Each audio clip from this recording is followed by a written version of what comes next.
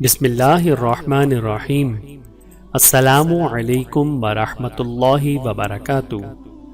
حضرت لیلی رضی اللہ تعالی عنہا کا قبول اسلام۔ حضرت لیلی کا نکاح حضرت عامر بن ربیعہ رضی اللہ تعالی عنہ سے ہوا، جن کو حضرت عمر کے والد خطاب نے فرط محبت سے اپنا بیٹا بنا رکھا تھا۔ دونوں میاں بیوی کو اللہ تعالیٰ نے نہایت صالح فطرت سے نوازا تھا۔ انہوں نے دعوت حق کے بالکل ابتدائی زمانے میں قبول اسلام کا شرف حاصل کیا اور قریش کے ظلم و ستم کا نشانہ بن گئے۔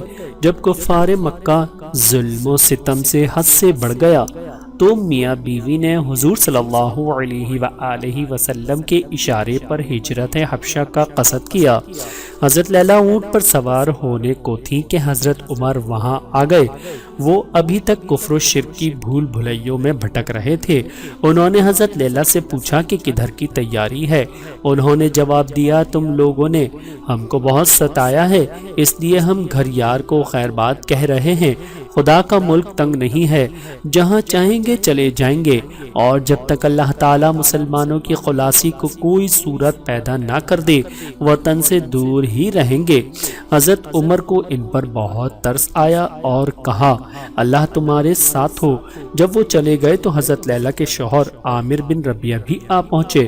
حضرت لیلی نے ان کو یہ واقعہ سنایا تو بولے، عمر اس وقت تک مسلمان نہ ہوں گے جب تک خطاب کا گدھا ایمان نہ لائے گا۔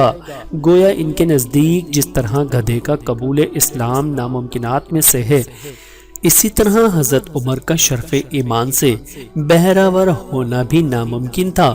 لیکن حضرت لیلی نے کہا کہ مجھے دیکھ کر عمر پر سخت رقت طاری ہو گئی تھی، کیا خبر اللہ ان کا دل پھیر دے۔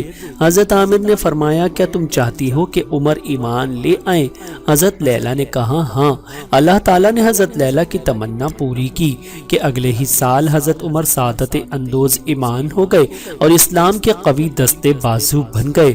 دونوں میاں بیوی حبشہ کی دونوں ہجرتوں میں شریک تھے، اور چند سال غریب الوطنی کی زندگی گزارنے کے بعد حضرت عامر اور حضرت لیلی کچھ دوسرے مسلمانوں کے ہمراہ مکہ واپس آ گئے، اور پھر چند دن بعد حضور صلی اللہ علیہ وآلہ وسلم کا اذن پا کر مدینہ منورہ کی طرف مستقل ہجرت کر گئے۔ حضرت لیلی رضی اللہ تعالی عنہ پر اللہ رب العزت کی کروڑوں رحمتیں نازل ہوں، آمین ثم آمین۔